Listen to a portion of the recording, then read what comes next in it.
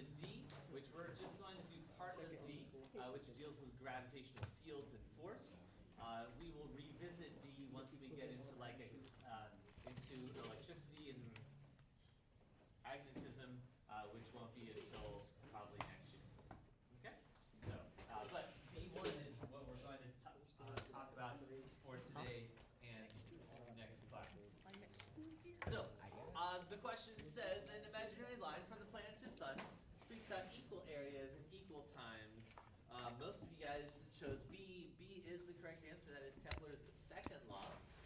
This is actually a result of conservation of angular momentum, which I know we haven't talked about yet, but we'll kind of revisit it when we do.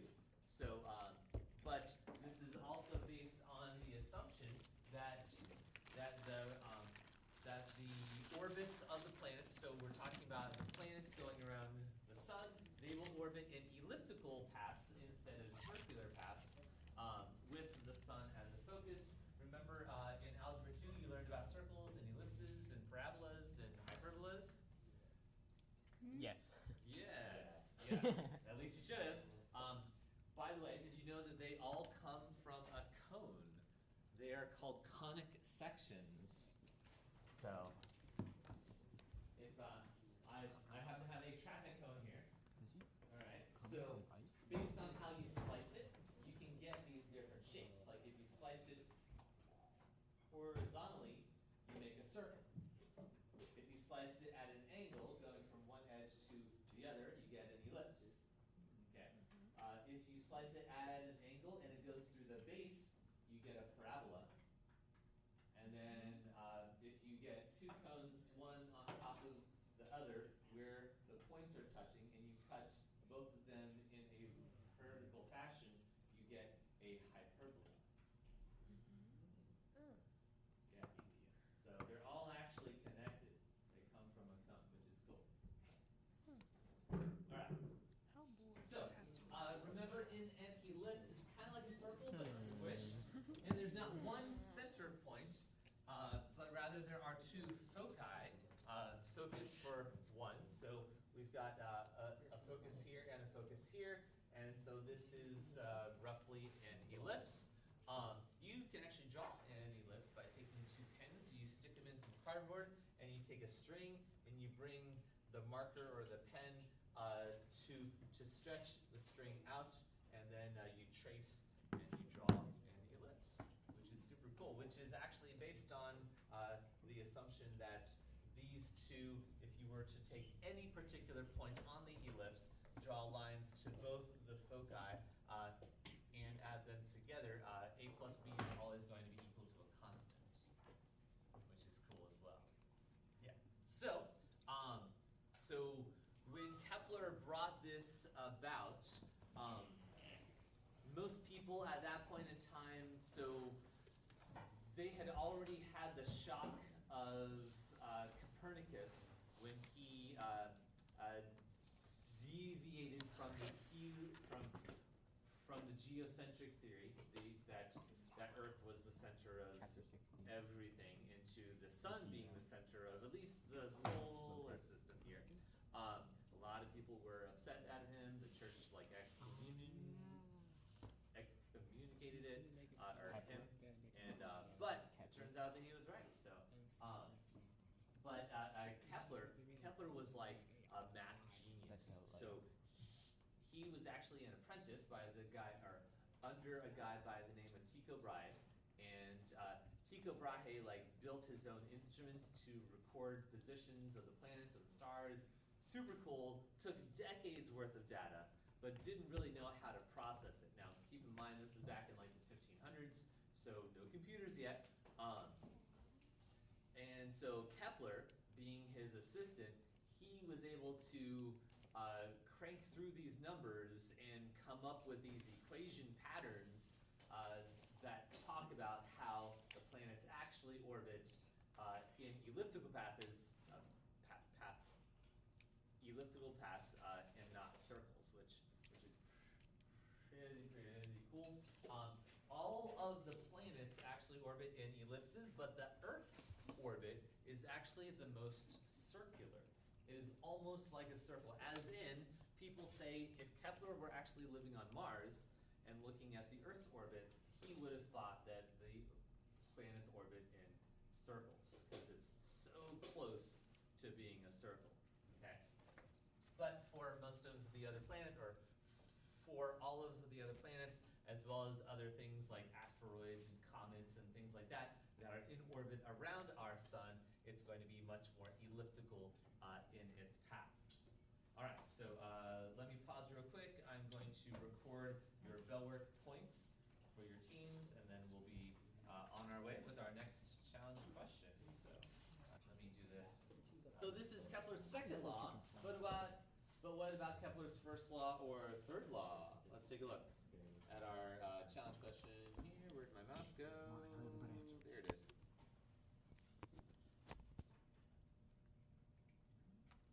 There, okay. What does Kepler's first law say?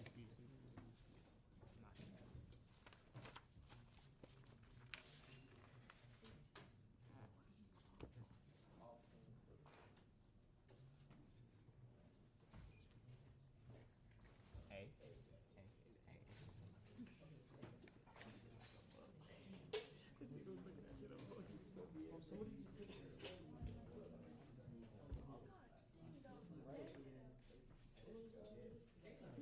Where's your team?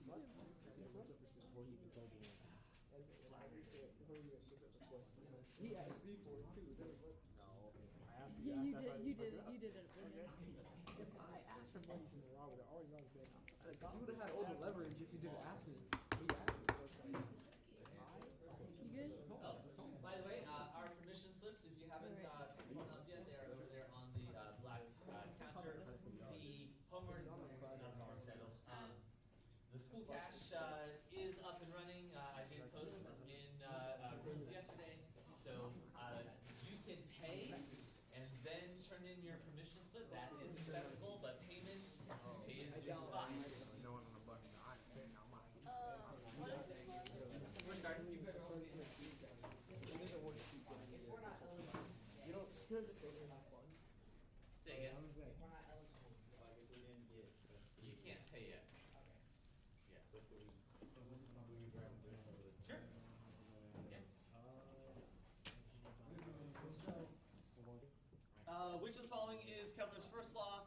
You guys all said A is the correct answer. That the paths of the planets are ellipses with the sun at one of the focus. What's at the other focus?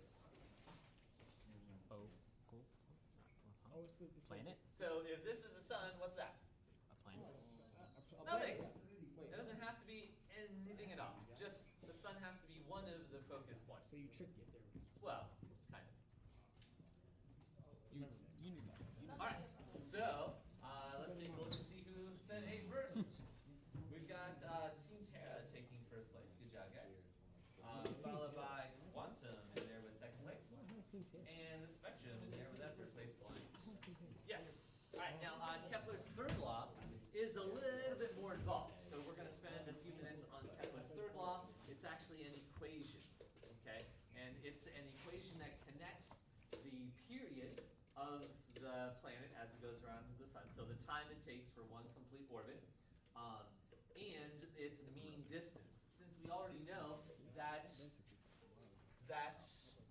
planet's orbit is an elliptical path, and the distance from the planet to the sun will change based on where it is. So here, there's one distance, and then here's another distance. So because the distances are changing, we're going to take the average or the mean distance. That's what we're going to talk about here. So I want an expression that connects the period to the mean distance or the orbital radius if we were to assume that it's a circle for the planet. So we're going to actually start it like one of our problems from last class, where we've got to find what serves the role as centripetal force as a planet goes around a sun. What serves the role as centripetal force for this circular motion here? Gravity, yeah. So we are going to assume that the gravitational force between those two masses is the only force acting on the object. So our force of gravity naturally will point towards the center of the circle, the sun. Okay, good. So now that we've established what serves the role as centripetal force, we're going to set them equal to each other. So we got our force of gravity is equal to our centripetal force. Now, remember, we already have an equation for the force of gravity, our good old mg. But what was one of those assumptions with the g, the acceleration due to gravity? It is constant as long as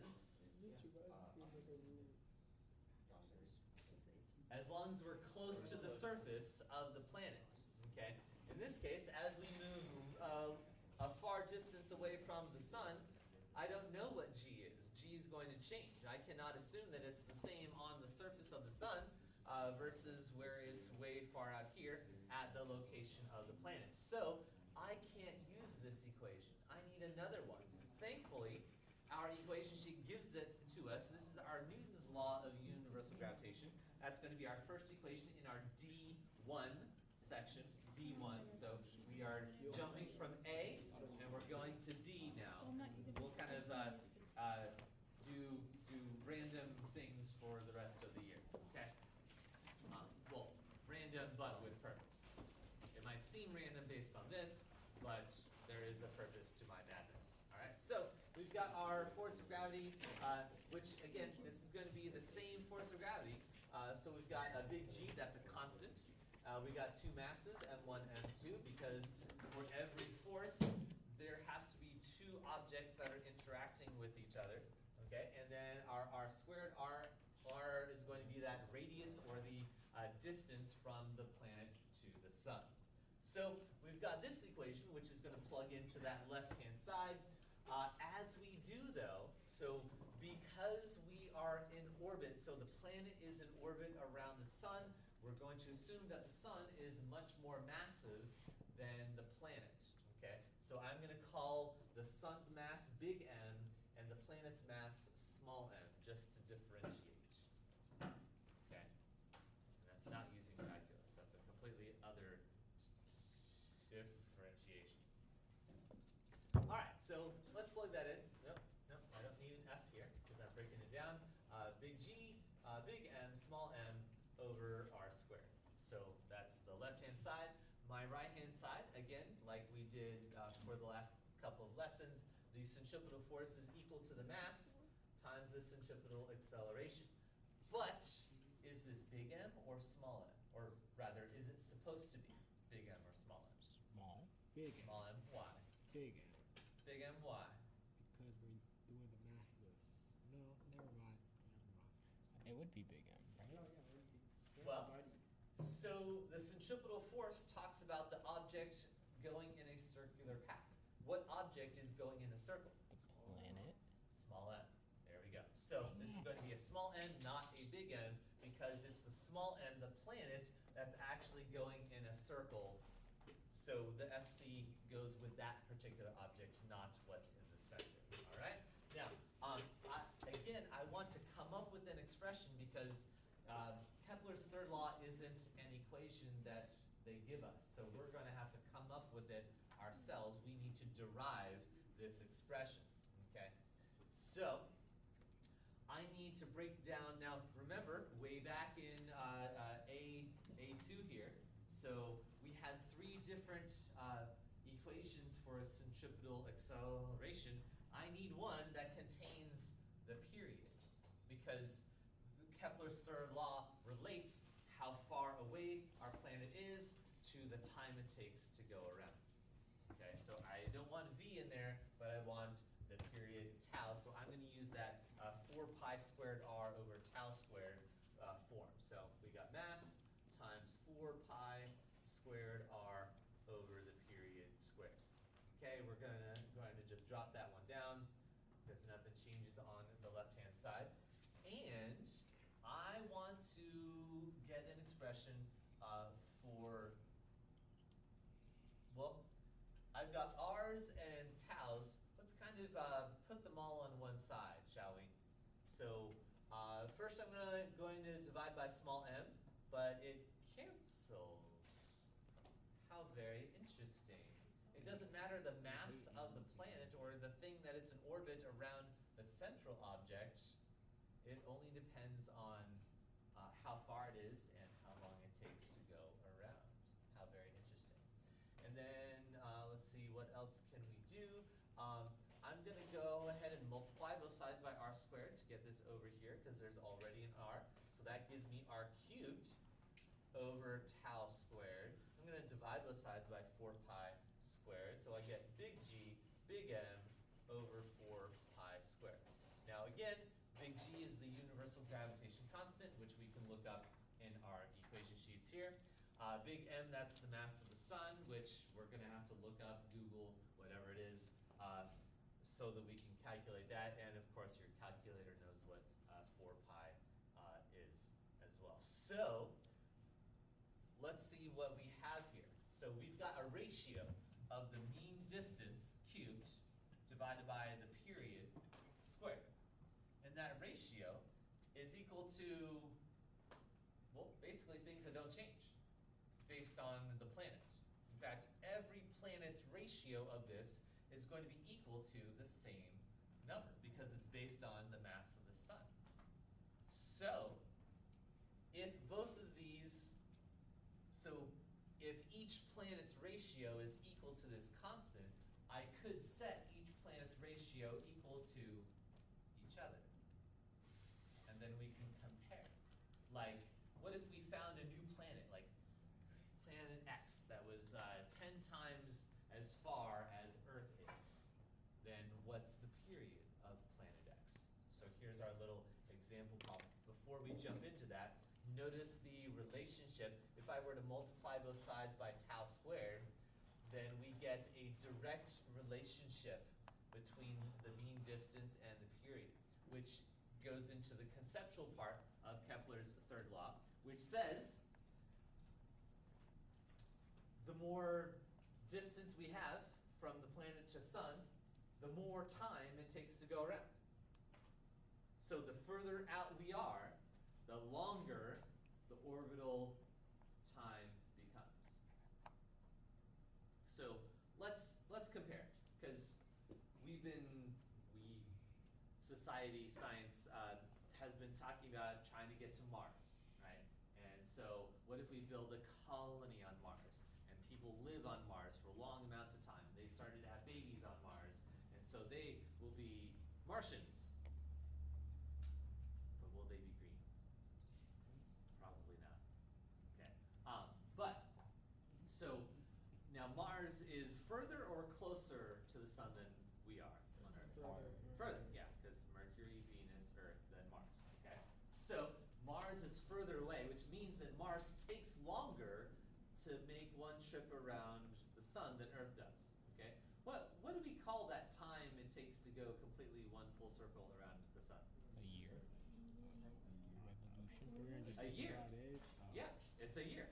So we have defined the time it takes for the Earth to go around the sun as 1 year. We know that it has 365.256 days. Okay, which is why we have leap years and extra days, and then eventually that 0.006 is going to catch up with us, and we're going to have to add another day. So like a super leap year, where February 30th. February might have 30 days. Imagine that like your birthday is on that day and like it's never celebrated again. Never gonna happen again. Well, not since you're alive, at least. Yeah.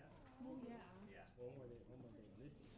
I think I'll be alive for that.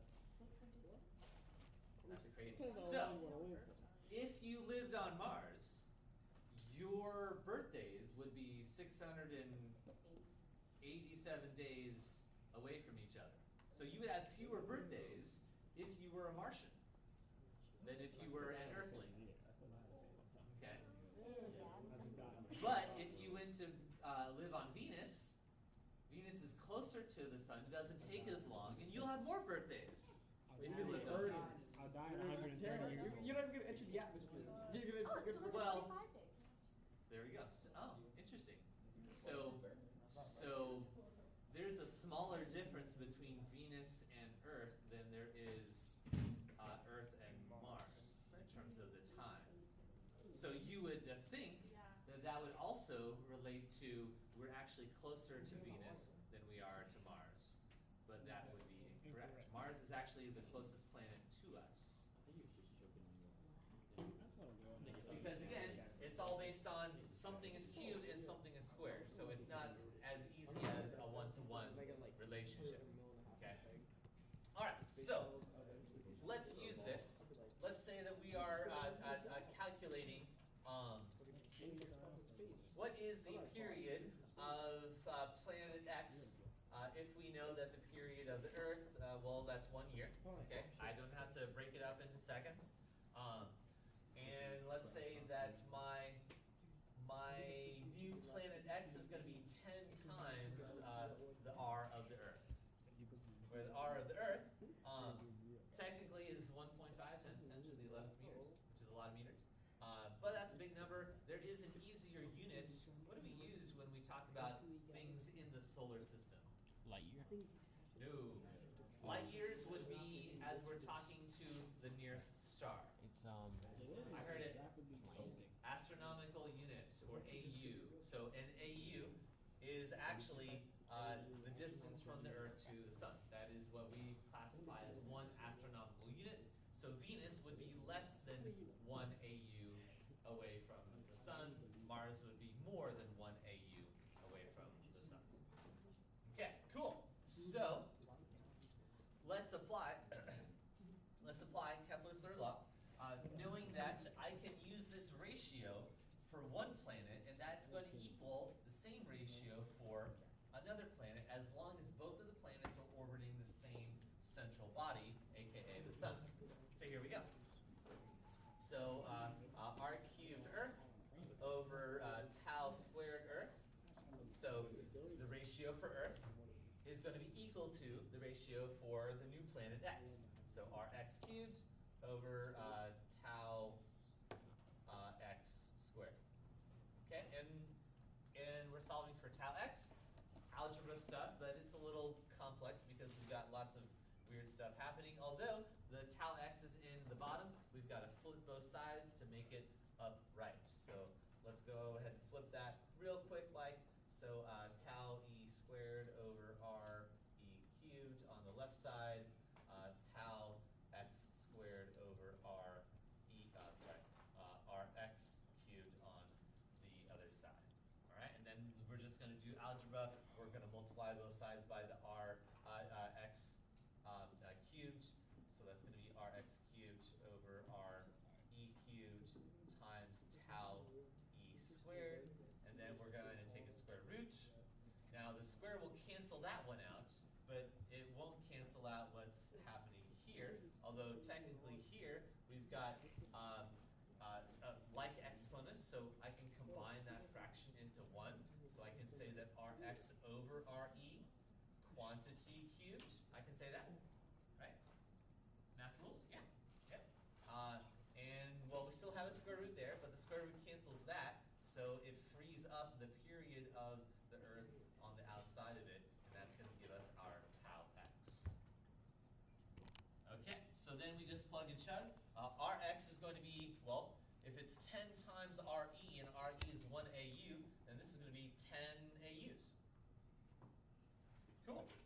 So that's going to be square root of 10 over 1, which is just 10, cubed first, and then we take a square root times the time the Earth is going around the Sun. The period is just 1 year, so we're going to express it in years, and we're left with, I've done this twice now, so it's going to be 31.6 Earth years. So the further out the planet is, the longer it takes to make one revolution around the Sun. And yeah, there you go.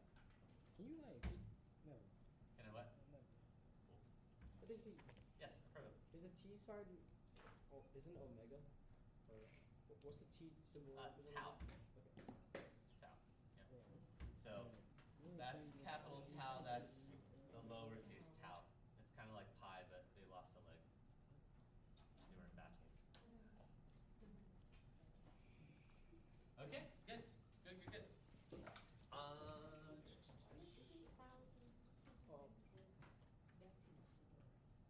Wow. I was gonna ask that too. What's up? Why'd you flip the equation? Why? Yeah. Because in order to isolate something, it needs to be on top of the fraction, and it started on the bottom. Oh, okay. Yes? Is the period always in years or can it be in days or hours? It can be in days. So Yeah. it doesn't have a specific unit of measure? No. In fact, if we were to calculate, let's say Jupiter has a lot of moons, right? And so we can use this equation to compare two moons that are orbiting Jupiter, where the period might be in days. So if one is expressed in days, then the answer will be in days as well. Okay. What if it's like two different things, like one's in years and one's in days? Could it be like subjective or You would have to get them into the same units. does it matter? I'm saying like does it matter which? It doesn't matter which one, no. Doesn't matter. It's just the larger the unit is, the smaller the number in front of it will be. Good questions, guys, good questions. All right, we've got one more challenge question for you, and this is jumping back to using the Newton's law of universal gravitation, which, I didn't talk about this a whole lot. I kind of skipped around. Yeah, so notice that our force of gravity here, it's an inverse square relationship because the force is inversely proportional to the square of the distance between the two objects. So if I have two masses and I measure the force, and then I move them to twice as far, what's the new force going to be? 4 times. I don't know. You need to repeat that one time. So I have two masses, I measure my force based on a certain distance. I'm going to double my distance, so now that they're twice as far apart, so r is twice as big. What happened to the force? Half. Half is big. It'd be Well, it's less, yes, because 1/4. there's an inverse. It's 1/4 as big. It's 1/4 Yeah. as big, okay? So notice that the r is squared, so that extra factor of 2, 2 squared is 4, but it's on the bottom of the fraction, so that's 1/4. Okay, let's try this one. Let's say we go from this position to 3 times as long. It's 1/9 as big. Good. 1/6. Good. All right, let's take a look at this challenge question right here. The R squared at the bottom.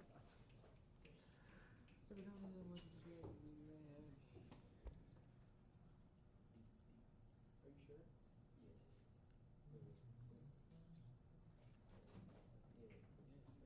Alright, put it It's in. the. Why do you say D? Because it's now the R squared is inversely proportional to the gravitational force. So the mass on top of the equation, right there, top of the Looks like D equation is the popular answer here. is directly relating to. I know So when that one goes up, All right, I'm the gonna mass call on- it done. 3, Oh, 2, Okay. uno, That was good explanation. done. I was not paying attention. All right, you guys all think it's D? Let's take a look. So we have our initial force is 20 newtons, and if the mass of each object is doubled, so see how we're changing the mass now and not the distance. So if each mass is doubled, what happens to the gravitational force? So notice that the masses are on top of the fraction. So we've got an extra factor of 2 for that mass, and an extra factor of 2 for that mass. 2 times 2 is 4, and it's on top, so it's 4 times what it was before. If it was 20, then our correct answer is 80. D is the correct answer. Yes. Good job, guys. Good job. It was right here. All right, let's see. Yeah, Who we gets can some have points? We got I didn't Quantum guess it. taking first place. Good job, This guys. is my house. Followed by Up and Adams. This is the first one. And second. And And We're gonna Spice check her. Girls right there with that third place point.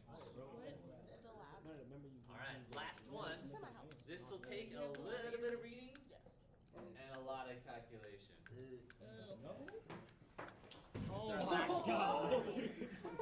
last challenge. Are we taking a break after this? Yes. Take a picture. After this, we'll take a break and then we'll jump into our Hey, I was Oh joking. wait, this looks kind of fun. Hold on. Alright. So we got a 25% chance off of that. Eeny, meeny, mo. Catch up. If you have What did I questions say? on the puns, you're I say The welcome to moon ask in them. orbit around a planet experiences a gravitational force. Oh, I just did the God. I should have known that. I would be okay with that. I'm not even gonna lie, bro. That's a lot, You right? calculated. Do you have batteries? I do. What kind of battery would you like? Bro, there's no way they can guess. We're third. Triple A's. I put B, I everybody should else have has some. Look in the right-hand You cabinet. might as well put something else. About middle. My directional sun. If this is right, I'm immediately. Right-hand cabinet. Is this still going? My phone already got it. Your right side. And the latch open. I ain't even gonna lie, though, bro. What's the question asking? Squeeze in here. The middle one. Down. 2.5. Okay, like. So if you get box 3.9, or that bag? you times it by 10 to 20 million pounds. That's somehow they beat nigga. There's no way they actually got. They definitely like guessed. Oh, bro. Oh, it's maybe that's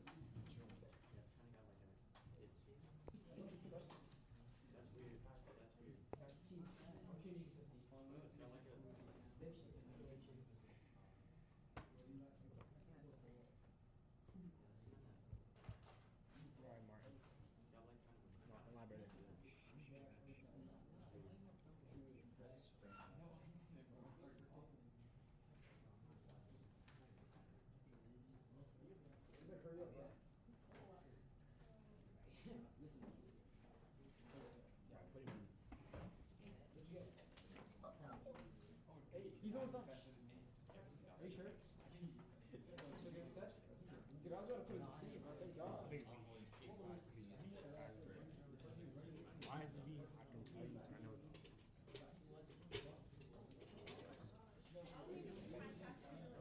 Yeah, if he's not something different, I'm gonna trust him. He said my name. We're gonna have to go for it. Go on, what do you think? We're both waiting. Two teams are waiting on the second part.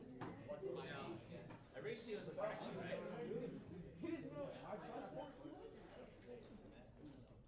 You're like one of those members.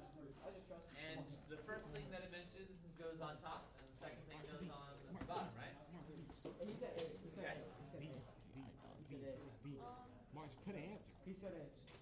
Put it in A. That's right. Put it in A. He said A. I trust B. Bro, you're not even getting better. Mark, you gonna put an answer? I already put it in B. Put an answer. What answer you put in? I don't know. Hold on. So it might be a little confusing, the question. So the first part, it says, what is the ratio of the gravitational force on the moon due to the planet? So that's going to go on top, moon and planet, because those are our two masses. But the second one, it says compared to its gravitational force due to the sun. So it might be a little like, well, what are we talking about? Are we talking about moon and sun or planet and sun? So we would have to go back to the first word in the sentence that it talks about, and it does mention the moon first. So this is going to be the moon and the sun. And even so, as we go back up to the top of the question as a whole, it starts talking about the moon, not the planet. So the moon is going to be our focus here. So it's going to be the moon and then the planet force, and the moon and the sun force.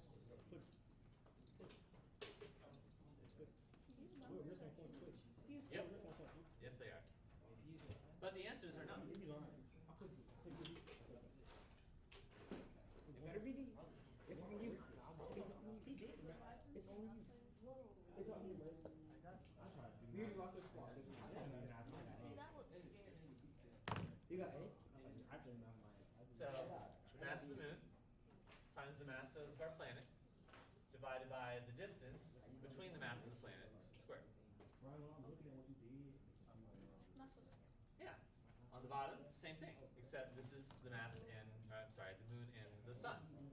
So, mass of the moon times the mass of the sun divided by the distance between the moon and the sun squared. Too many lines in a Ah, fraction. we've got a complex fraction. Did you expect us to get So this many answer? layers. It's just algebra. I might as well be in See, now geometry. you then. got me. College I'm gonna level go algebra. home and look at those Listen, cards. this ain't High algebra. school geometry. Last time I checked, we working out. So remember, how do we fix a complex fraction? We multiplied the whole thing by the time. Well, you take the top fraction and you multiply it by the reciprocal of the bottom fraction. That's what I said. Yeah, exactly. That's what I said. I was close. So I'm gonna rewrite the top fraction Or because that's not changing, that was a question someone get wrong and with. multiply by the reciprocal. So RMS squared goes on top, and the G, mass of the moon and mass of the sun goes on the bottom. Am I about to win this butterfly thing? And if we can cancel stuff out before we plug it in, that'd be good. Like the G's.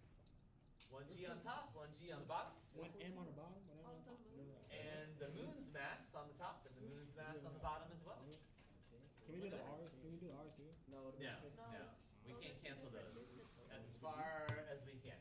But let's kind of rewrite so that it looks nice. So mass of the planet times the distance of the moon and the sun squared.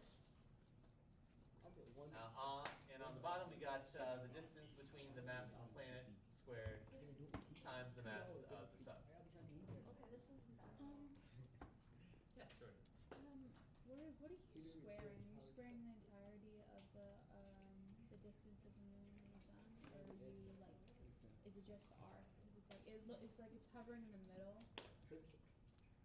So the subscripts just tell us what distance we're talking about. It's really just r squared. Okay. Because the subscripts aren't an additional thing to plug in. Sorry. Alright, so far we got lots of B's, there's a C in there, and a change to D. Alright, so at this point, all we need to do is plug it in and then make sure that we're using our calculator correctly. So let's see, mass of the planet. Did you already get this? Did you get this far? 2.4 times 10 to the 26 You get this far? times the moon-sun distance. The moon-sun distance is 1.5 times 10 to the 11. That's squared. Alright, down on the bottom, we have another thing squared here. The moon-planet distance is 6 times 10 to the 8th. 6 times 10 to the 8th. That's squared times the mass of the sun. It tells us as 2 times 10 to the 30th.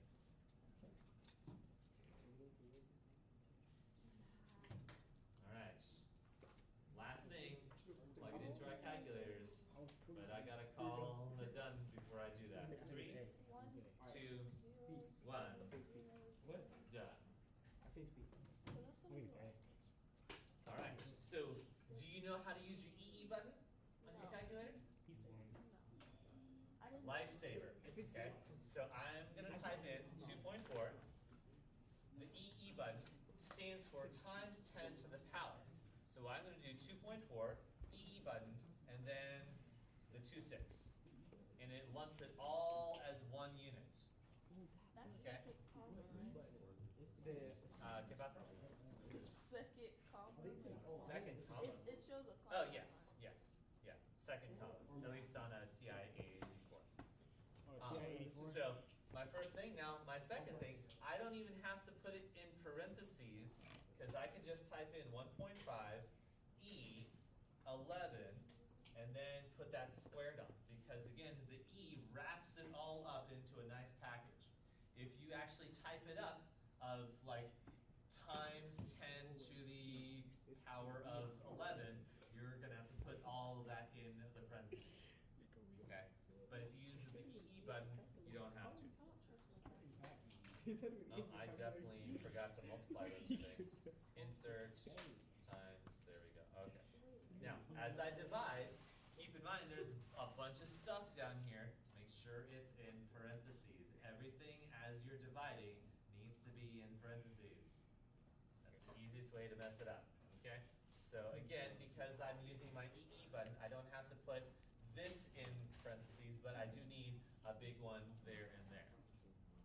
Alright, so we got 6E8, and then I'm going to do the squared for the squared, and then times the 2E30.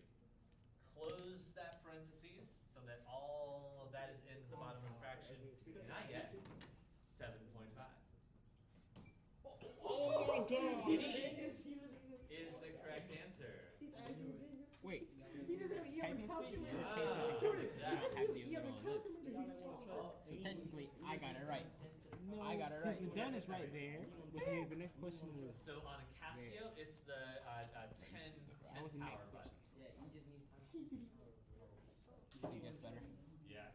6 points. Alright, so Quantum is the only one who got it right, so they get all 6 points for that.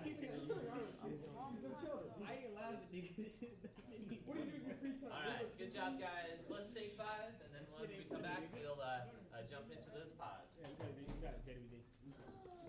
Bro, actually learned about string theory in this free time. Let's go. That shit ain't funny, man.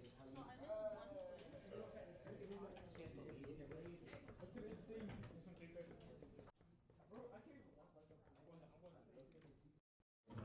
Oh. Hurricane calculus. I'm evacuating. Hurricane SAT. Oh, cool. I'm leaving. College admissions. We all moving in space. Who is we? Bro. We need a Hurricane Decker. Hurricane SAT. Oh, here we go. I'm leaving. What? Not your Jordan. This Jordan. That is Curtis. Yeah, that's Curtis. Oh yeah, y'all call him Curtis. No, his name's Curtis. I know. Curtis. What's your last name again? Edwards? What? Mr. Edwards. Oh yeah, it is. It's Edwards. It's Edwards. Hurricane waves are so unthreatening. Nobody's gonna leave, especially. I feel like Sarah's just gonna come by and we're gonna like paint our nails and like gossip with each other. Dr. Ellis. Okay, if We need Hurricane Allen. Dr. Allen Hurricane. Swinging on that one. Remember how you were like supposed to send me the videos? I have them on YouTube. Where?